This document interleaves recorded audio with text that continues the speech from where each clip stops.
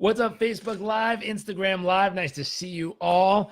Hopefully you're having an amazing morning, evening, afternoon, wherever you're tuning from in the world. Today, we're on day number 58 of our 100-day personal performance and business growth challenge. Today's topic is just a little bit further. You've got this. Just keep moving forward. A summary of the topic is mental resiliency. What does it take to have resiliency, and how important is it in your life, your business, your health, your relationships, and everything else you're up to? As you are tuning in, as always, love to know, number one, where you're tuning in from. Number two, love to know three things you're grateful for out there in Facebook and Instagram world. Moon, nice to see you. Chrissy, welcome back. Let's see, who else is here? Bernardo, welcome, sir. Anna, welcome. Marcel, welcome. Gina, welcome. Hey, good morning from Bangkok, Thailand. Nice to see you. Christy from Rhode Island, welcome back. Bernardo, nice to see you, sir. Alyssa, welcome. Jeremiah, welcome back. So, how many of you, and let's just use a scale to get started, 0 being none at all, 10 being an unreal amount. Hello, from India, nice to see you. 0 to 10, how would you rate your current level of mental resiliency? 0 to 10, how would you rate your current level of mental resiliency? Meaning, how resilient do you feel you are? It's an interesting question to ponder. How resilient do you feel you are? 0 to 10. Now, as you are contemplating that thought, let me give you a couple examples. I was talking to a client this morning. Christy says 5. Adam says a 7. Alyssa says a 5. Hey, from Australia, nice to see you. Nick says a 6 on resiliency. Moon says an 8. Very nice. Okay. So we have anywhere between, I think our lowest was a 5. We have a 5 to an 8 range going on so far. So from a level 5, which is average, to an 8, which is pretty high, it is the level of resiliency that our group here feels that they currently have. And for everyone watching, if you're watching the replay or the live, make sure to jot that in the comments there. So somewhere between a 5 to an 8 is the current level of resiliency you feel you have. Now, what would happen in your life if your 5 got up to an 8, and if your 8 went up to a 10? What would happen if you raised your level of resiliency? What do you think would happen? And there's all kinds of levels of resiliency. There's all kinds of ways this applies. I remember I was doing a training for the special ops for the U.S. Air Force, and as we were talking to them, they were talking about the most important factor they look for when they're looking for someone in this specific special ops group is mental resiliency. And they said, we need someone who, if they're deployed for, let's say, just 3 months, and they get to 2 months and 27 or 28 days, and at the end they say, okay, we're ready to go home, and then they call them and say, nope, you're going to get deployed for another 18 months. They go, okay, and keep going. They don't hesitate. They don't freak out. They don't get upset. They just keep going. They're looking for the types of people that there was an exercise they did called drown proofing, where they threw me in the pool and I locked arms with another man, and we got one snorkel to share back and forth with each other. And we were not allowed to unlink from each other. We were not allowed to stick our heads above the water to breathe. We had to stay underwater, and we had to keep holding arms and hands. And we had to pass a snorkel back and forth between me to him, me to him, me to him. And each time we'd get it, you get the blow out and then get a breath of air and then pass it back. And you got to do it quickly. And as we're underwater, the caveat and little interesting part is there's someone above water, an instructor, who's splashing water and making waves, who's able to block the top of your snorkel when you try to breathe. They're able to push you down underwater. They're able to spin you upside down. They're able to do anything they can to try to mess you up so that you feel the urge to have to go up for air. And so the whole goal is they're testing how mentally resilient you are, how capable you are of pushing past your comfort zone, of pushing past what would feel like an edge. And they want you to get very comfortable being uncomfortable, so that when you're in the water and you come up for air and a wave smashes you, just like if you were surfing, instead of freaking out, you just hang out, you relax, you enjoy it. You wait for the next time you can get a little breath of air, and then you pop up, take a breath, and keep going. In this case, you pass it over. Now, they're allowed to block up to 2 breaths. So 2 full times you get the snorkel, they can block it and they can fill it with water and just block it completely. And so what they're looking for is how mentally and emotionally resilient are you? It's the number one factor they look for in this group.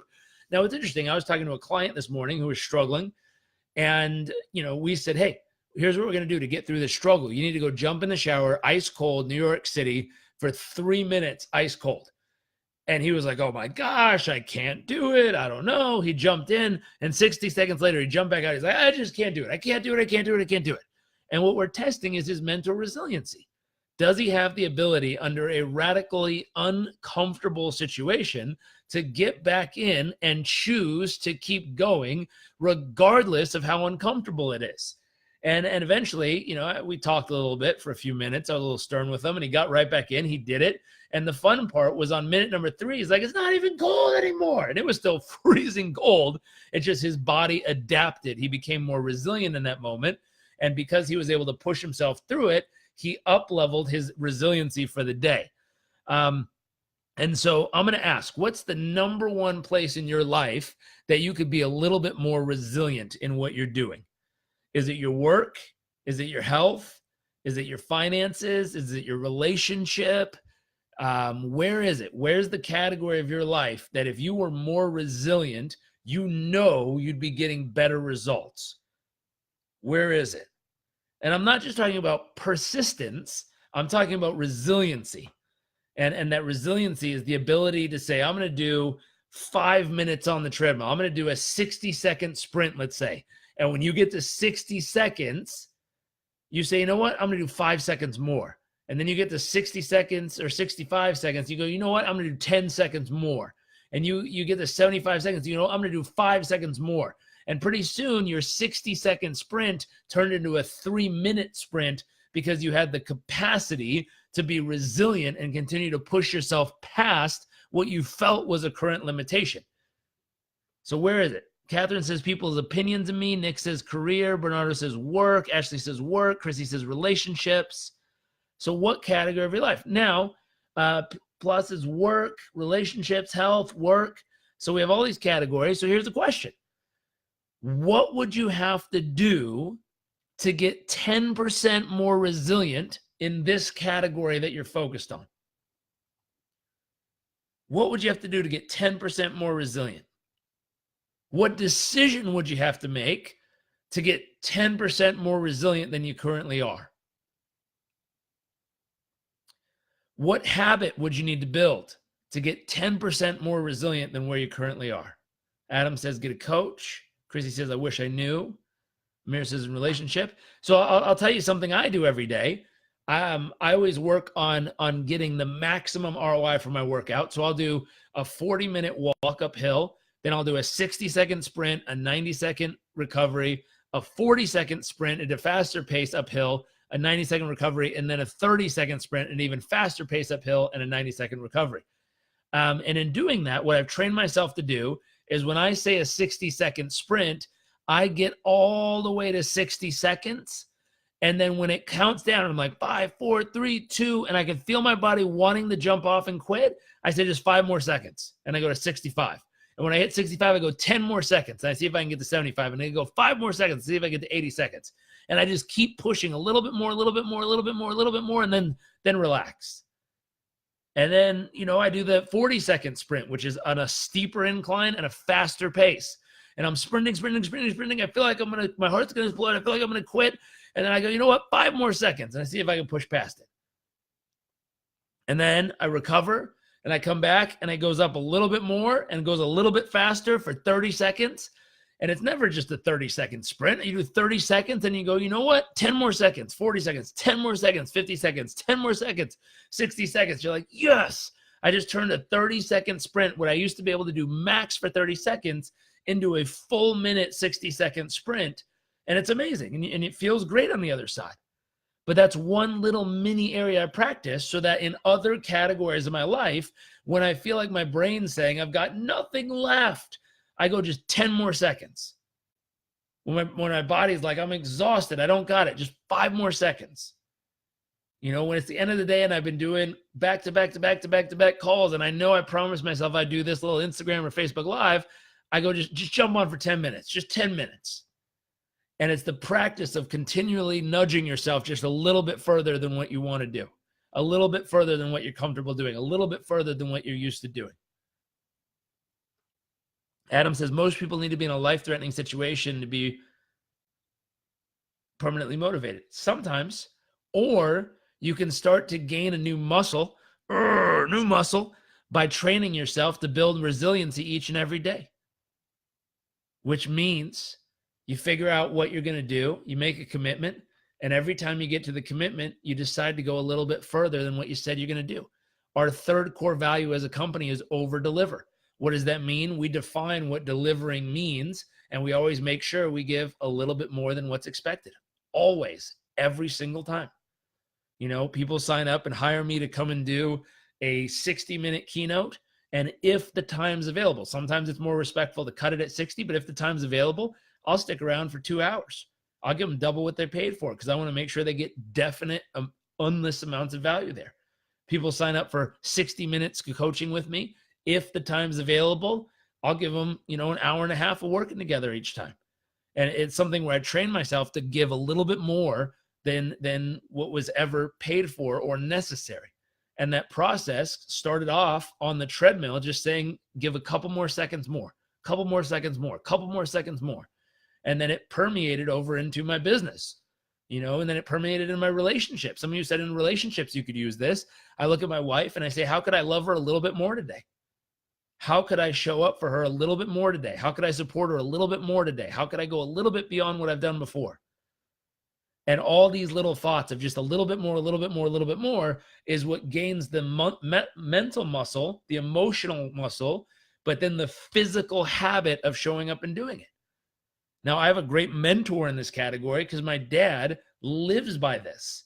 If you've ever hung out with him or go to any of his seminars, this dude just goes. And when he feels like he's totally dead and exhausted and has nothing left to give, he gives a little bit more and a little bit more and a little bit more. And that practice of building this resiliency will set you far apart from any other type of human you'll ever deal with. And it's not making someone better or worse. It's just knowing that someone can not only go the distance expected, but they can always go a little bit more. And they're willing to push themselves. One of my favorite examples, there's a group called SEAL Fit in San Diego. And they show you physically, when you think you're at your absolute max, you're usually only about 40% to capacity. So when they show up and you do the Kokoro weekend, which is this 3-day nonstop getting your ass kicked weekend, the closest thing to Navy SEAL training a civilian can get, the first thing they do is they have you hold a 40-minute plank. So you get in plank position and you hold it for 40 minutes right when you arrive. Now, I don't know about you, but I heard 40 minutes in plank and I was like, 4 minutes? I think I could do 4 minutes. And they're like, no, 40 minutes. Because what they want you to do is realize that you can keep going far beyond what you think you're capable of. And they want to show you from the very first moment you get there. They want to show you that when you feel like you're going to break and your body quits, that mentally you can say, get back up, and your body will rise back up into position and do what you tell it to do. It's my favorite thing when it comes to ice cold baths or ice cold showers. When you stick your arm in and go, ooh, it's too cold. And you go, shut up, body, get in there. And you have to use your brain to tell your body to move, and then your body moves and does what you say. And when you can take control up here and what you say goes from that point forward, that's where all the magic happens. Because all of a sudden you have the ability to influence yourself. That's the very first level of influence. Can you influence yourself to do what you said you were going to do when you said you were going to do it? Second level is, can you influence another person to do something they said they were going to do when they were going to do it? Third level, can you influence that one person even when you're not there? meaning you can influence them so much that they continue to do it even when you're not there. And the fourth level, can you influence them so much that their behavior starts to influence other people? But it really truly starts with, can you influence yourself to go a little bit further than you've ever gone before? Can you push it a little bit further? Can you build mental resiliency as a habit? First a mental habit, then an emotional habit, then a physical habit. Can you build it each and every day by asking yourself to go a little bit further, to do a little bit more, to hang on a little bit harder, to push a little bit further than you've ever done before?